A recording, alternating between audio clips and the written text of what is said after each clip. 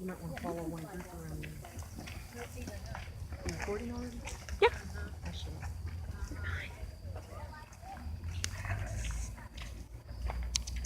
Well, good evening.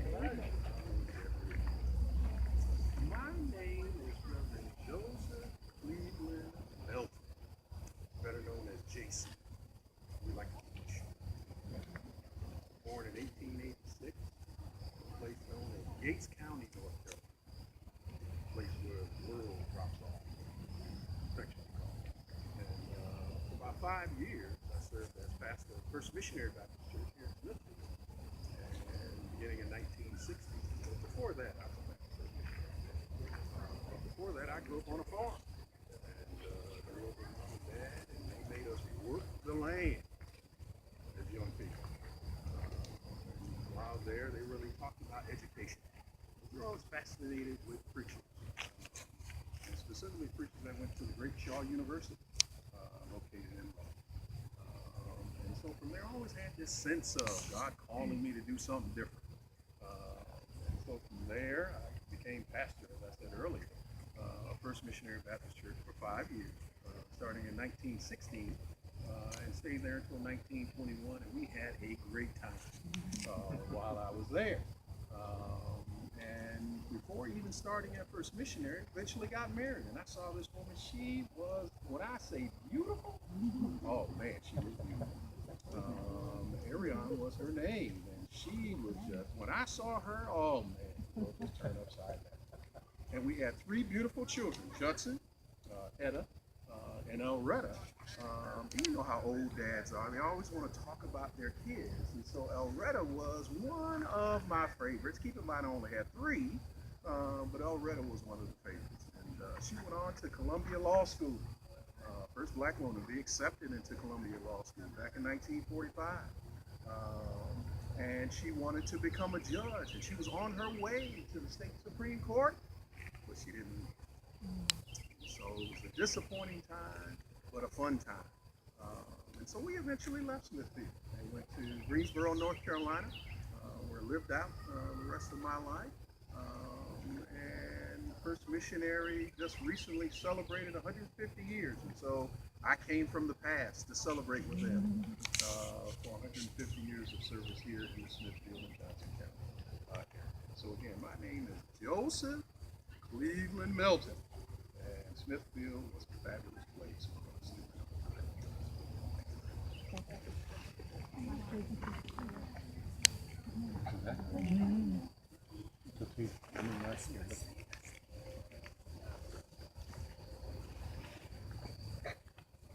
Hi everybody, my name's Leoler. After the Civil War, thousands of former slaves and white farmers were forced off their land by a bad economy and lacked the money they needed to farm. And so, a system of tenant farming and sharecropping began. Now, tenants owned their crop, or at least a percentage of their crop. Sharecroppers had it much worse. We seldom owned anything and borrowed everything, and contributed to labor. That labor force included children. Now, I heard that by 1890 in North Carolina, 1 in 3 white farmers and 3 in 4 black farmers were either tenants or sharecroppers. And that's a lot of people. Now, I was a sharecropper's daughter. Born in 1914, I grew up with all my siblings. There were 10 of we children, and 4 that died when they was babies. We worked in the fields. I was alongside my mama and papa and all my siblings.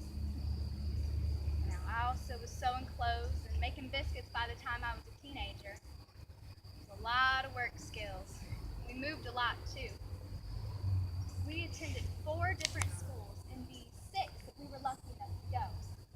Well, actually 7, because Miss Lunette Barber made me repeat 5th grade for the silly reason that I couldn't memorize every single word of the Midnight Ride of Paul Revere. Well, anyway, by the time I was a teenager, I was working in the field and making biscuits and sewing clothes. I don't know what was more incredible, all my work skills or the fact that I finished the 6th grade. I was one of the more educated sharecroppers, aside from my pa. You see, he grew up in Turlington, so they strongly believed in education. So they made sure he graduated high school. A lot of good it did him though. He ended up in the field just like his own pa. I grew up rough. I remember one Christmas, my mama bought dolls for all my little sisters, not for me. Now, I know I was a big girl and money was tight, but I never could quite get over it. And I thought things couldn't get any worse. They did. During the Great Depression, sharecroppers had to quit farming because of them federal crop controls. So we had to move to yet another little house in town. And my father had to catch a ride to Fort Bragg every day to make 50 cents so we wouldn't starve. Sometimes a bowl of arse taters was all we had to eat. By the time I got married at age 26, I had lived in 21 different houses. And that's a lot of times.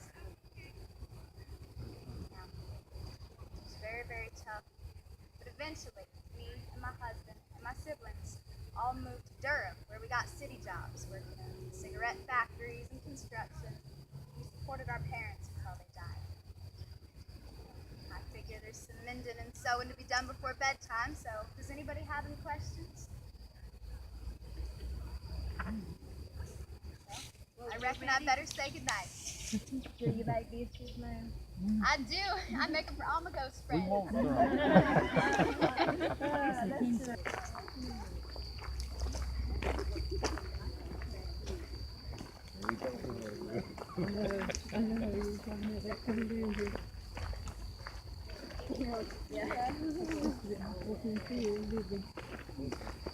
My name is Hazel Manning. Some people call me the messenger, some people the prophet, some people an apostle, and sometimes King April. You see, I was a street preacher. I didn't have me no church to preach in.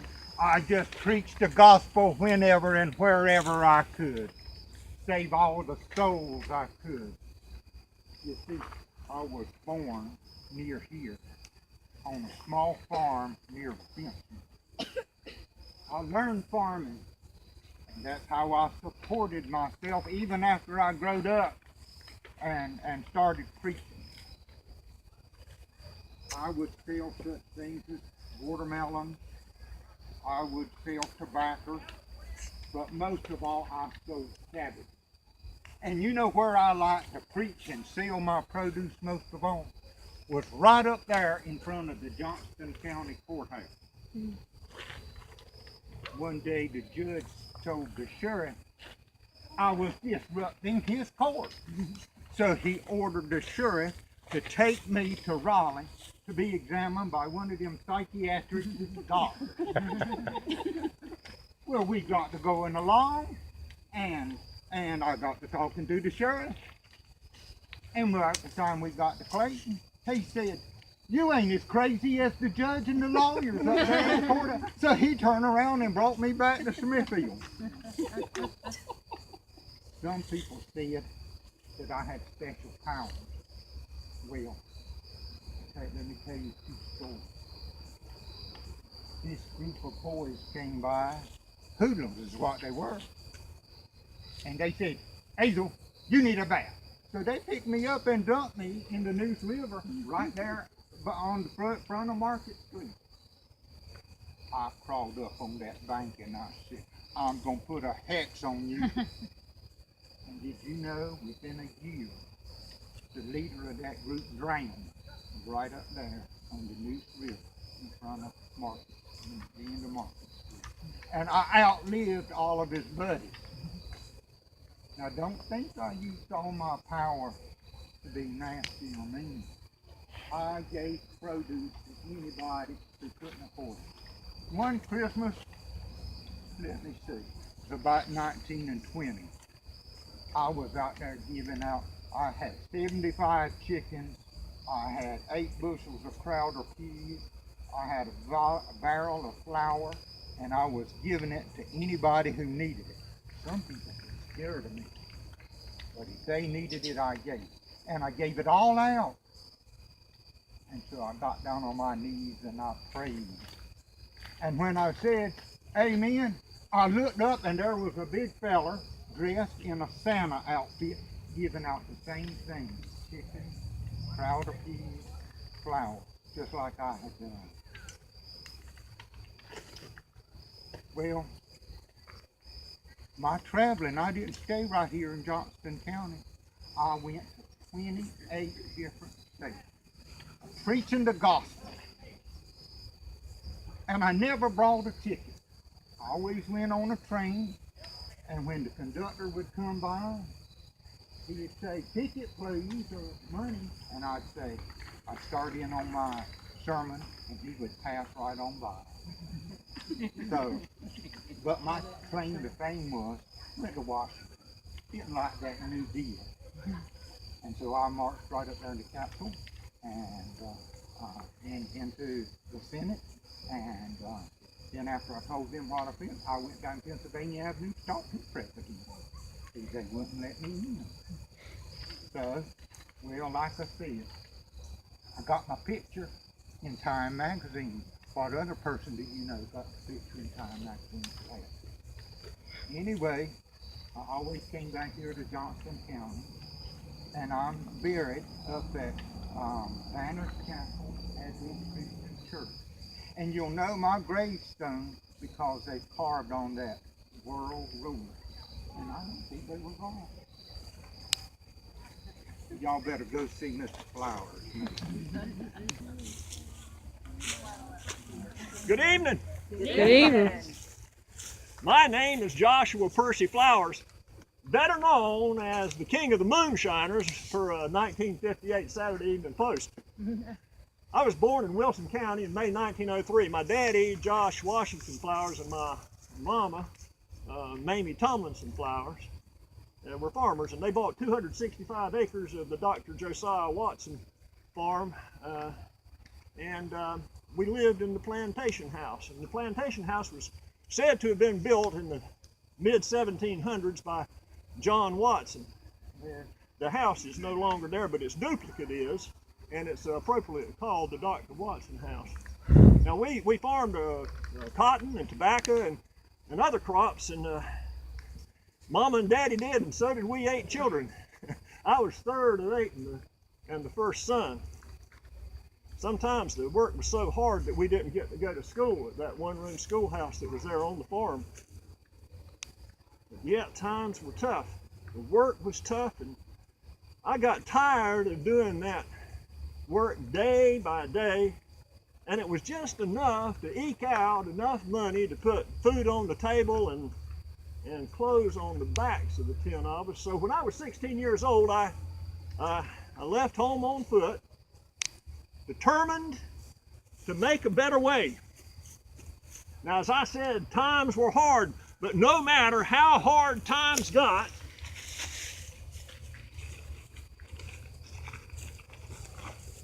liquor always seemed to sell. So I got into the trade, and I perfected it, and success and wealth soon followed due to my hard work and my my self-education.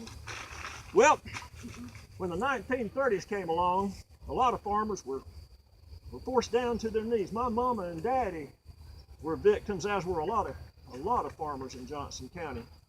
So the bank foreclosed on their 265 acres. But I bought it at auction along with my brother, and my mama and my daddy never had to leave that house. I gave them lifetime rights on it till they died. By the 1960s, my wife Delma and I owned 4,000 acres of land. My friends kept me safe from the revenuers. Yes, sirree. I'll tell you what, I learned early that to have a friend, you have got to be a friend. Now, that guiding principle served me extremely well throughout the remainder of my life. One time when I happened to be in court, a federal judge said openly to the court, he said, "I just wish I had as many friends as this man." 15-year-old boy by the name of David Howard Creech came to me one day. He lived down on Highway 301. He asked me if he could have a job at my Flowers Tavern, and so I put him to work picking up trash and doing anything else he could for money. that boy became awful close to me. As a matter of fact, he became a second son to me, and he lived with my family until he died in 2012. And while he was with us, he helped to take care of the children, my children, and then he helped take care later of my daughter's children. Our only son, Percy Flowers Jr., left us early at the age of 24. He had learned to fly from Bradley Sessoms here in Johnston County, and he was a law student over at UNC, and he scraped up enough money to buy himself a small airplane. And one day when he was up, the engine stalled and it wouldn't restart. But a couple of years before he died, the good Lord gave Delma and me a wonderful, unexpected gift. In 1950, in the form of our daughter, Rebecca Dell Flowers. And so at the ripe old ages of 47 and 42, she gave us a job of raising a new family. Yeah, you know, foxhounds, Walker foxhounds, were always my passion and my hobby.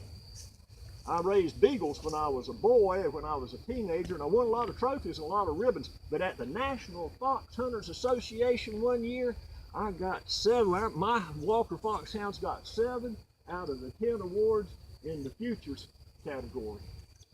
Now, I authorized my family to sell off over 300 of those Walker Foxhounds. And, well, they had solid bloodlines and knew eventually they were going to get mixed. So while I was well known there in the United States and throughout Canada, I decided, well, why not make a little money off of them? Friends, as you leave me this evening, I want you to keep 3 things in mind. 3 things. Family, determination, and friends are your best assets. Thank you all and good night. Thank you. Thank you.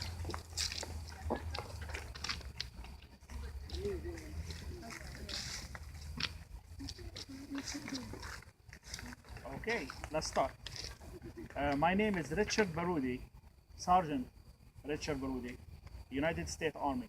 I was born in Smithfield, 1929, and graduated from Smithfield High School, the class of 1947. My parents were not the normal Johnsons that you know, messengers or church creatures. My father is Amin Rashid Baroudi. He is an immigrant to the United States from Lebanon. He came here in 1913. My mother, Mani Hajjar, is a Lebanese also, and she immigrated to the United States in 1925. My marriage was arranged through my grandma, and the minute I saw my wife, Mani, the day I saw her, we got married. In late 1920s, people from the Middle East were not known here in the US, not many that you know. And we were a rarity, so we were eager to get accepted. Our family opened a small grocery store, and in downtown Smithfield, my father, Baba in Arabic, was a pharmacist in Lebanon. And so a pharmacist in Lebanon was able to act like a doctor and give prescriptions as well. So he was known as Doc Baroudi. And my mother, Mini, Mama, always taught, Mama in Arabic, always taught us to respect and be courteous to others and do the best we can do. So we wanted to be Americans, and we wanted to be part of the community and be good citizens. We faithfully attended St. Paul's Episcopal Church. I got it. I was able to say the word finally. We were urged to study hard in school. And we had many other Lebanese families you probably didn't know about, but they were Zaidis, the Rabels, and Abdullahs. And we all assimilated well in Smithfield. During the Great Depression, our store, we went out of business and so it closed. And the reason being is that many low-income families and African Americans could not pay. And we gave them food for free, and over time, we had to close the store. We just went out of business. Afterward, after my father died, I decided, my mother opened a restaurant, also here in Smithfield, and cooking, doing hamburgers and hot dogs with my family. After a while, I decided to serve in the American Army, and I went to Vietnam. in 1958. Now, at the beginning in Vietnam, I was wearing traditional clothes and low profile, and then the war started. We lost almost 56,000 American lives in that war. I served over 11 years of my life in Vietnam, and I in fact served more time than any other American military man. And I was one of the most decorated in the country. All of my service was voluntary. I did it because I believed in the US. After I retired from the army, I came back and I lived in Smithfield in a mobile home on a street called Galilei Road. After 5 days of my time, 5 days of the week, I spent driving those who need to go to get chemotherapy in Raleigh and Durham, driving them there, and at the same time feed those who were homebound. Even the animals were saved, and any dog or cat that needed help, I did help, and the vet was very happy because I paid. Eventually, I died, and I was buried in Oakland Heights Cemetery in Smithfield with full military army. God bless America. This has been Johnston County Ghost Walk.